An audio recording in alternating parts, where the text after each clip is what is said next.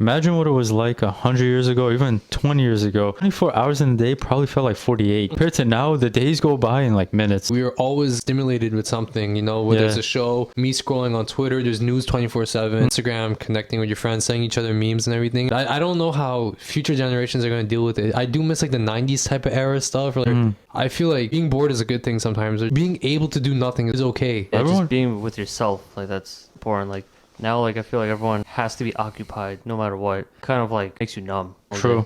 That's why the days feel faster, I think. So much FOMO going on. Yeah, I know. Even us, when we post our like podcast clips, we go back on the app and see like, oh my god, did we get likes? Did we get followers? Each follower is gonna give us like a dopamine rush. Yeah. That's an issue because you keep trying to go back and recreate that feeling. Real life experiences don't really get you that excited. Not at all.